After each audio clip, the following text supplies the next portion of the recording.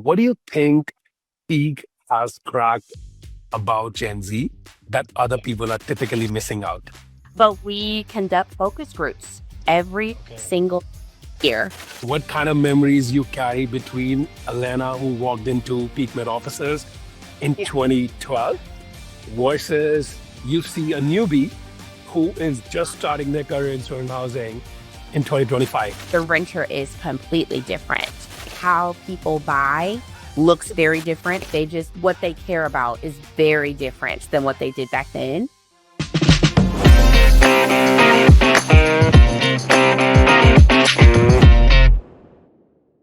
All right, Alana. So, first of all, a big welcome to all our viewers. And we wanted to welcome you all to the brand new episode of The Blueprint. The Blueprint is a podcast series by Amber, where our simple goal is to create something messy, edgy, but yet fascinating about student housing. The idea is about to have those unfiltered conversations by industry stakeholders, like the one I have in front of myself right now, who are really shaping the entire experience of student housing. So, without further ado, let me welcome the guest here. Please welcome Alaina Jackson. She's the director of sales and marketing at PeakMade, and a person who knows student housing in and out. I think, Alaina, you started at PeakMade probably around 2013 or 2012, right? 2012. Yep. I just actually the day, 2 days after Thanksgiving. No, the day after Thanksgiving, I celebrated my 13-year peak anniversary. Oh, I mean, what does that bring back to your memory? What kind of memories you carry between Alana, who walked into PeakMed offices in Yeah. 2012, versus you see a newbie who is just starting their career in student housing in 2025? What is the difference you see happening between the two? Well, I think for me, because back then, which I mean, it wasn't that long ago. I don't want to age myself, but for me, I was the renter, right? When I started working in the industry, because I was a graduate student at one of Peak's properties in Valparaiso, Indiana. It's like a small town in Indiana.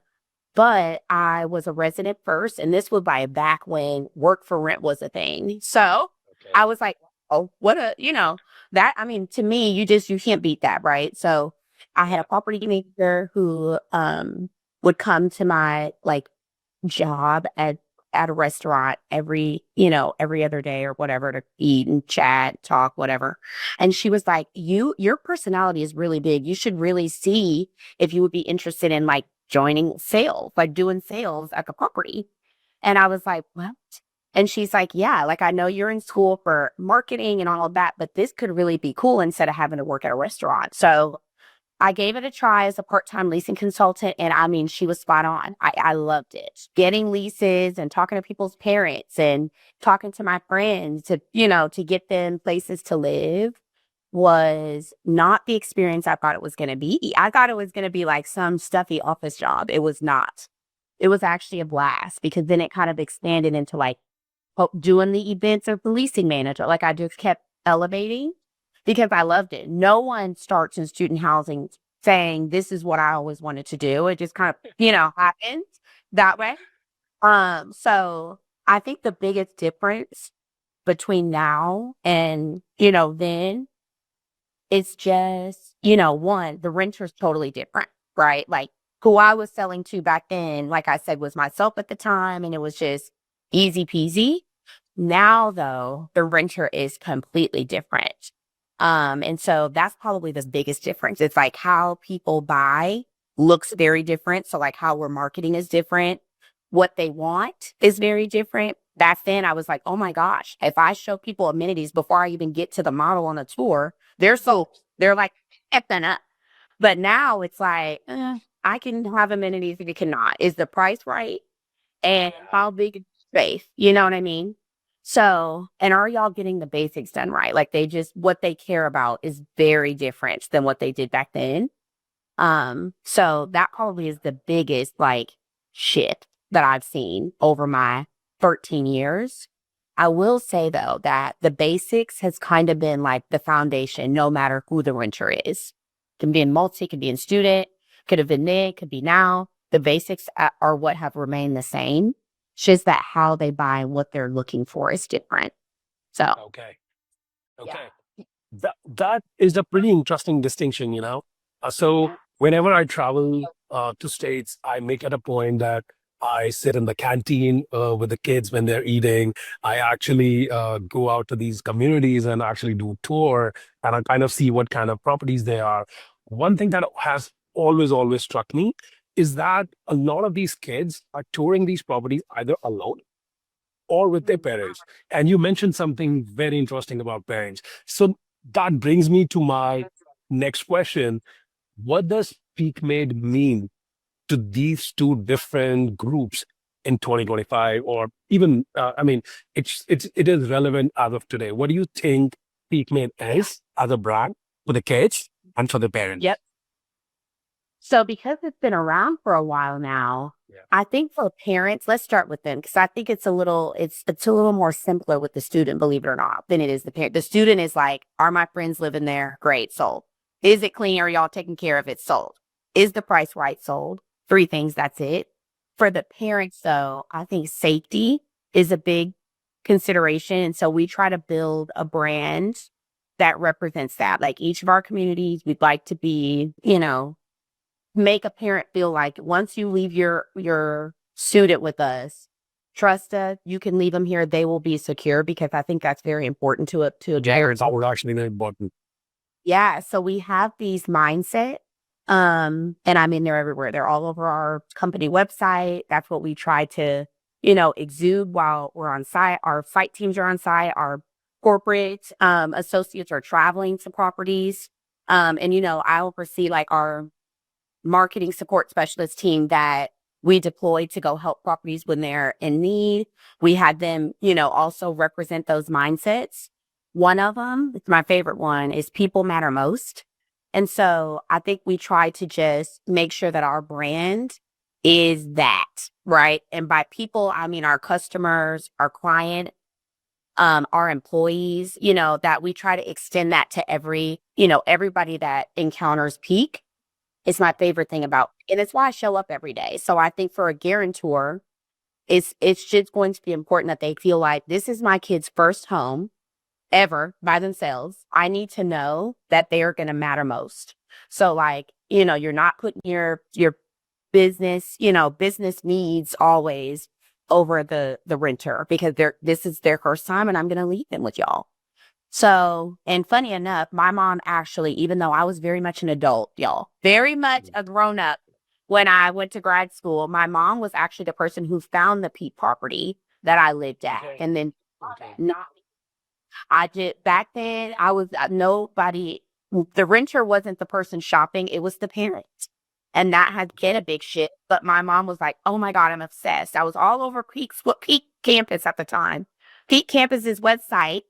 And they have these, these really cool sayings on the website. And I read all about what customer experience means to them. And Yeah. it ultimately was the reason why we chose the property. Pricing wasn't even a factor like it is now. It wasn't that back then. It was more about, do I feel like my daughter is going to be secure in this apartment by herself? Yeah. Because in undergrad, I lived in the dorm. So you don't get any secure, any more secure than that. So this was my first like big girl apartment. So that's important to guarantors. I like that, the big girl apartment. But Yeah. something else I like here is the student experience you talked about. And I remember I was going through a podcast with the Student Housing Insight that you moderated a couple of months back. And yeah, I watch all these different podcasts, and especially whenever you, especially when you're there. Uh, Believe me, it was very interesting. But one of the things that caught my eye was when to not use AI in marketing. And I think, and when I heard that, I think it was leaning towards the student experience part of it as well. When to not automate things when it comes to student experience. I wanted you to help us understand that. What Yeah. steps PeakMade takes so that it doesn't sound like a robot trying to trying to actually maintain a student housing experience because it cannot be mechanical. We cannot lose that soul. What is there special about the PeakMade there? Well, a couple of things. Everybody's first, everybody in our industry, it's like, oh my God, the robots are taking over. But I think you have the ability to make it a very customized tool. And I think if you view it as an enhancement and not a replacement, Yeah. then you're doing it right. 'Cause again, students, I want you to get back to the basics, just like they always have. And sometimes what goes with that is just personalization, right? So for us, we use ours for lead nurture and delinquency, renewal, things like that. But what I mean by use it is a tool to kind of back up what our on-site teams are still doing every day, not to replace what they're doing.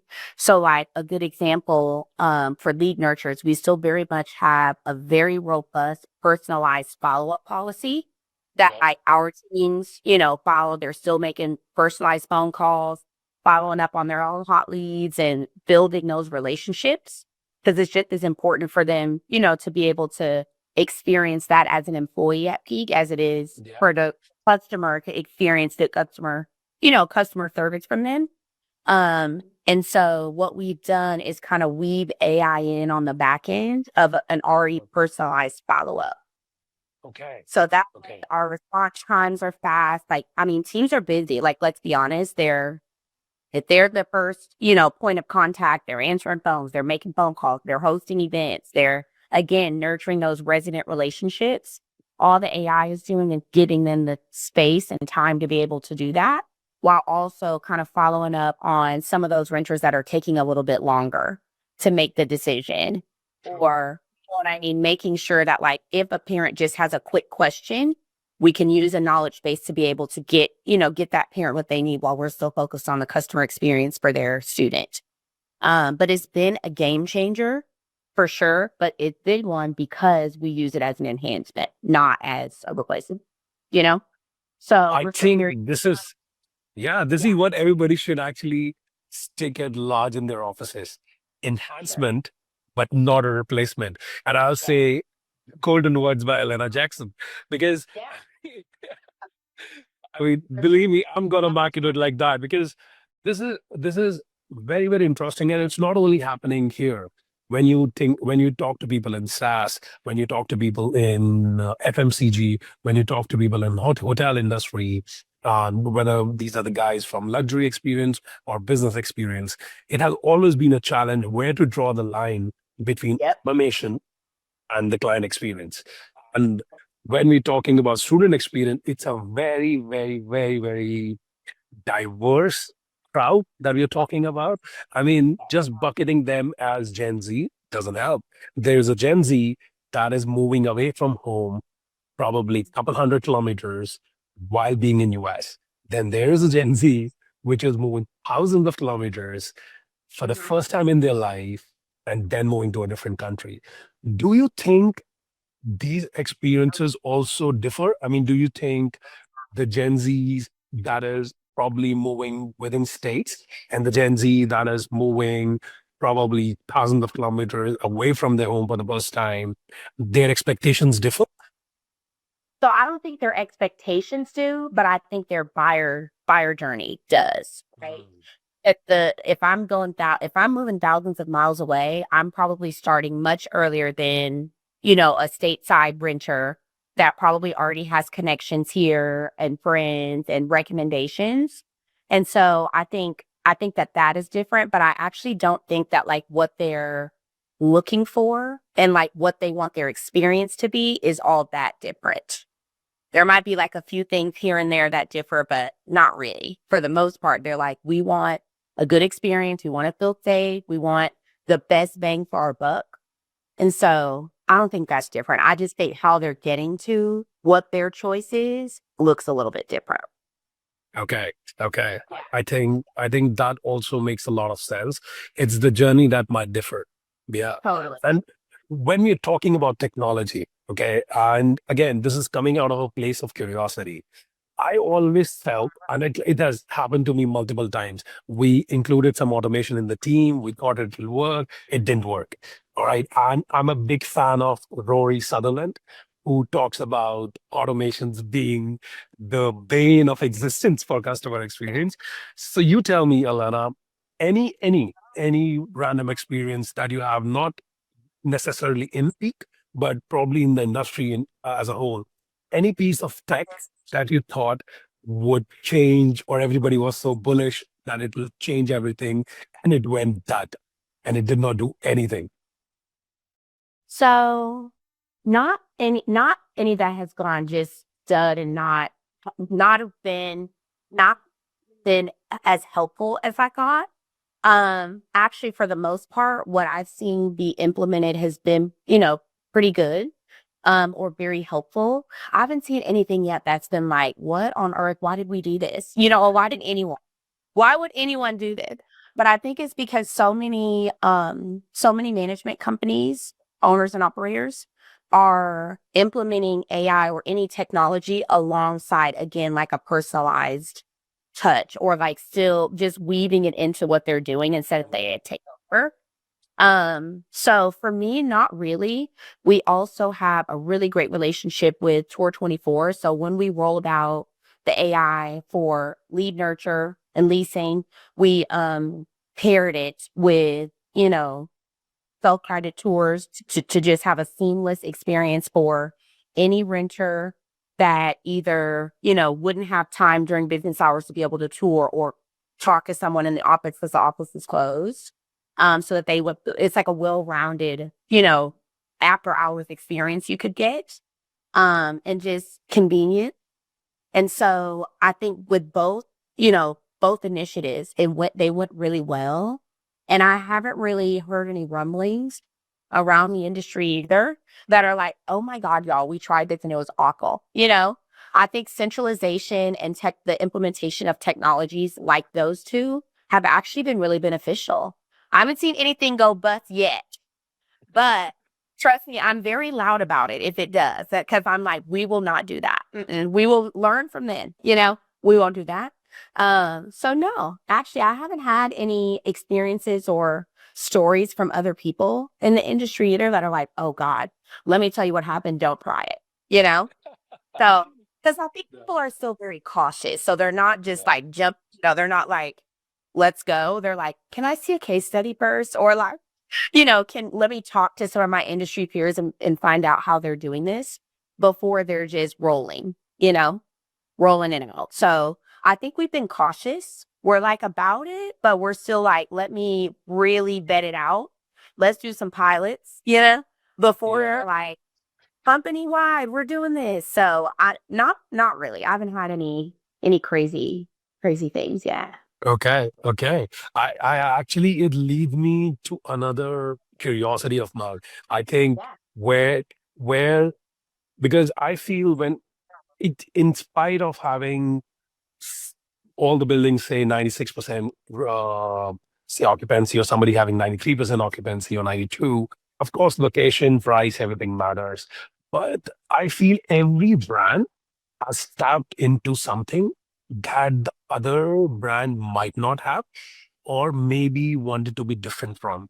And I feel that peak, in general, when you talk about peak communities, when you talk about peak properties, and I have been to a couple of them, I would say it's a very different environment. It's a very lively environment the moment you step in, the moment you meet the building managers, when you meet the property managers. What do you think peak has cracked about Gen Z that other people are typically missing out? What is that everybody's misunderstanding? And you have understood. Of course, we will not spill all the beans, but something, some breadcrumbs here and there. How about that?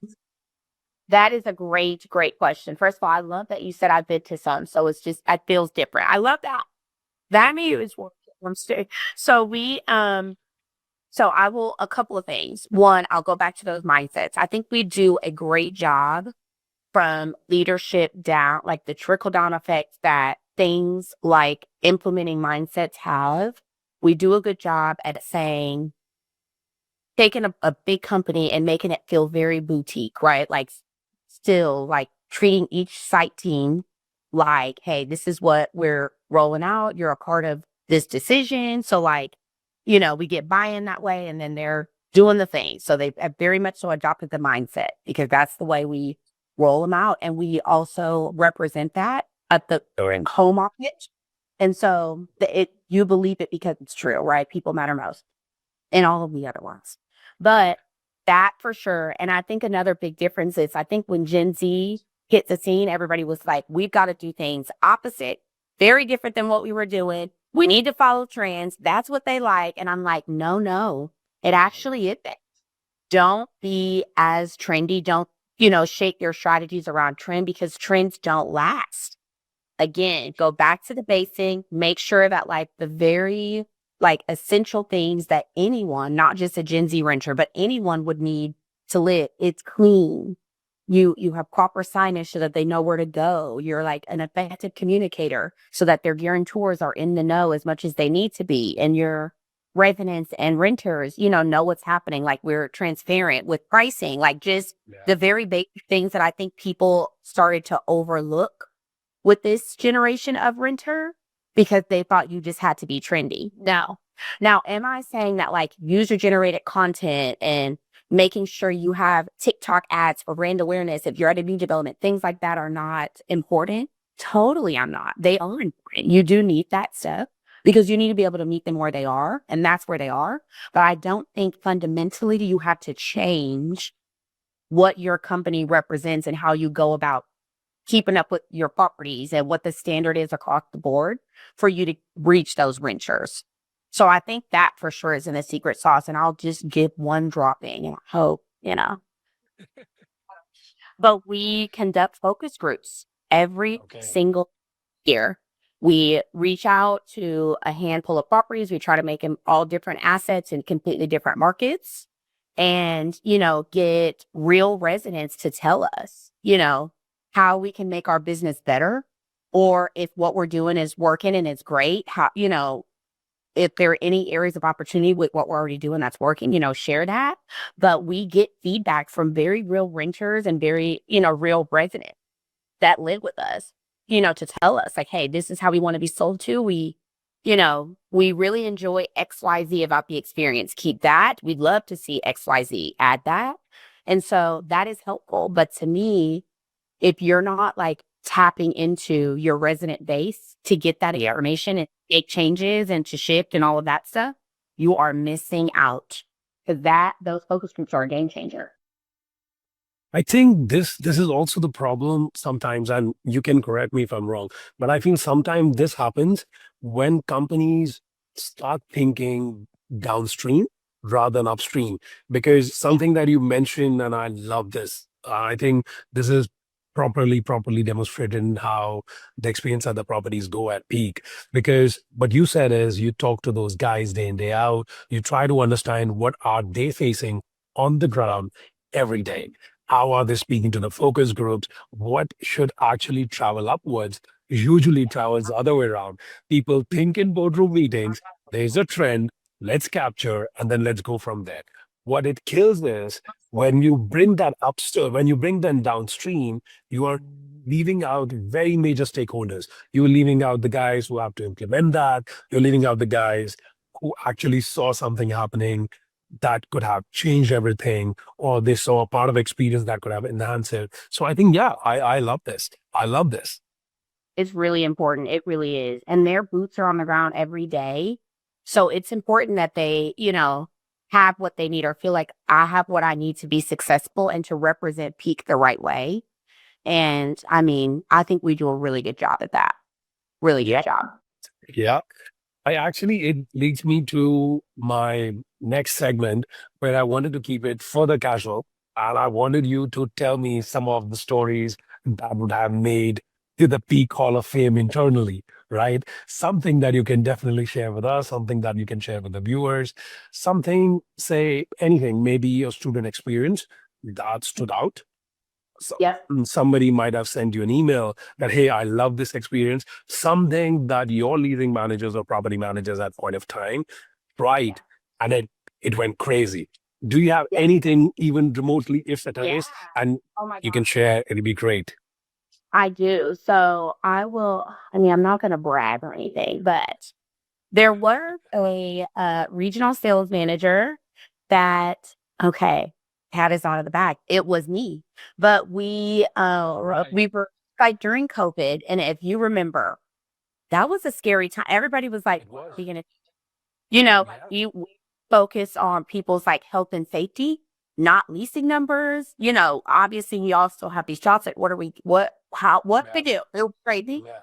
But it was a good opportunity to like hit reset for so many companies since we were focused on all of our renters' health and safety and making sure that everybody was, apart enough and taking care of those renters that ended up having to stay at all of our properties. But still like provide them with a good experience that was as hands-on as it could be. And so my portfolio at the time was a little bit spread out, mostly Midwest though, some East Coast, but mostly Midwest. And our renewals we still have people that were like, we're interested. We just don't know what we don't know. And it would be really cool if there was a way for us to still secure the spot, even though we don't know if, what's happening.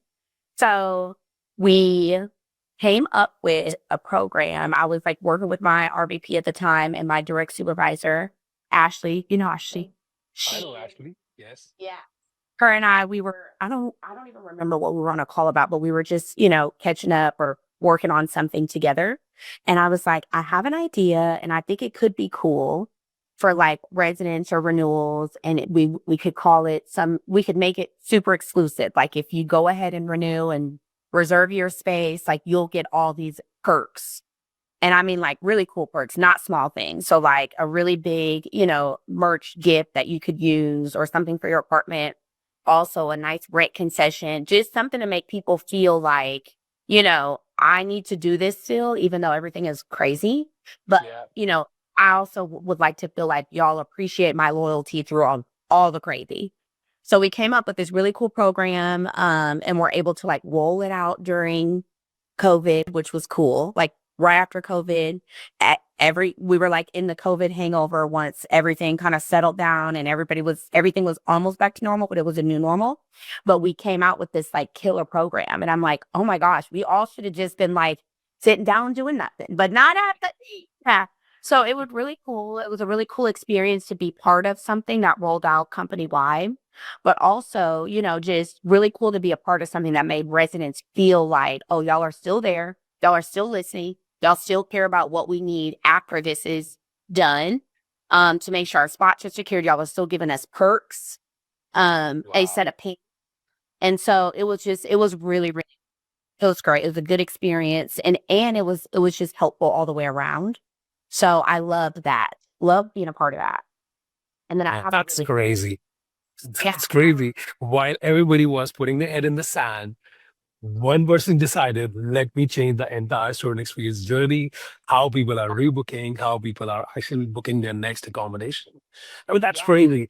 When you do things like that, and I always feel that in student housing, the distance to impact is very less, right? So if I put up a banner in my property today, the yeses or the nos or the disgust or the happiness, everything will come in instantly, right? So this distance to impact, how do you guys handle that? Because I mean, it's very difficult to give that independence to your creative guys on the ground, but at the same time, insulate the brand from what can be a great hit, but Yeah. can also sometimes backfire. I mean, it's part and parcel. It's part of the business. How do you guys do that? How do you train them like that? So I'm glad that you asked that too. Great question. You did really good questions, Seth. But Thanks. we actually implemented a arm of our sales and marketing team that is known as centralized marketing. Okay. And so it allows us to take our bigger peak strategy and customize it, but also allow it to keep its like brand integrity, right? And so it also allows us to remove some of the like tactical things um, that teams were doing to be impactful from them so that they can just focus on like that customer experience and that to me is going to allow them to make impact faster so that they don't have the gap as much, right? Okay. And Okay. impact their leasing numbers, impact their resident retention, all of that. And so this team is 100% remote, and they are knocking down back in just like very tactical marketing tasks so that the site teams don't even have to focus on that stuff. So like take email marketing, social media posting, just things that can be tedious and time consuming. But you still need to keep your brand integrity, and, you still want to make sure that your branding is consistent and all of that. That team will do that so that the site team can focus on, like you said, the impact. But there is happening for them faster because somebody else is owning the tangible Yeah. things that blow up the process of you getting to impact, if that makes sense. It perfectly makes sense. And I think this is what I really was concerned about because while thanks for appreciating the questions, but I was really curious about all this. And typically when we meet, the settings are different. It's either a conference where you're talking about a panel, or there's a building, or there's business. But I really, really think student housing is probably an industry that has the highest exposure to Gen Z. I think Yeah. you guys, in terms of volume, in terms of time, in terms of decisions. So, do you think that because everybody feels that Gen Z doesn't want to talk, they don't want to be bothered? Uh, one thing I do appreciate that what I feel I could have been I could have been better at would have been saving my privacy. But these guys are very, very, very, very adamant on saving their privacy, which I appreciate. But the first two, do you think it really is that big a deal that the Gen Z doesn't want to talk and the Gen Z doesn't want to be bothered? If that is, then how do you actually motivate everybody who's like, hey, they don't want to talk? What do I do? Yeah. How do you motivate these guys? How do you do that? So I think it's like what I said. I agree with you. They don't. They're way more, respect my privacy than we were. But I Yeah, do think, again, if you meet them where they are, that they still need housing, right? So they do. fine, They do. we're gonna have to pay them. Yeah, you still need a place to live.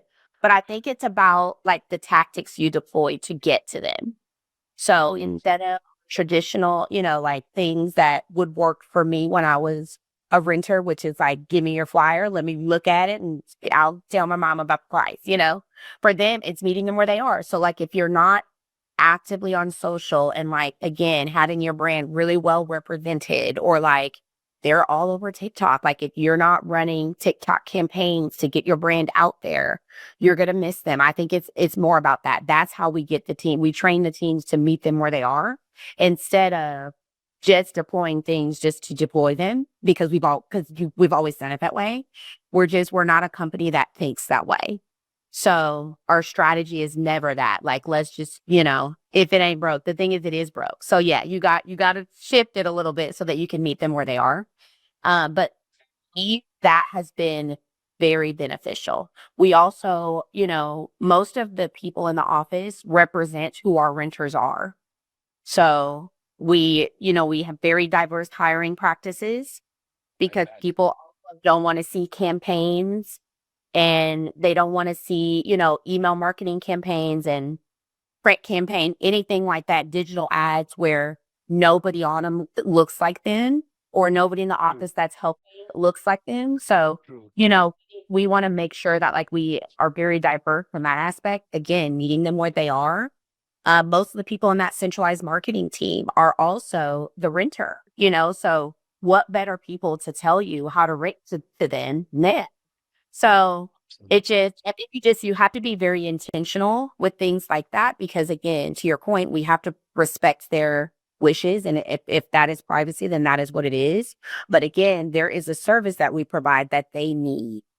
And, they're Yeah. vocal about what they need. They're private, but they're vocal, and they will tell you, if you listen, this is how you can get me.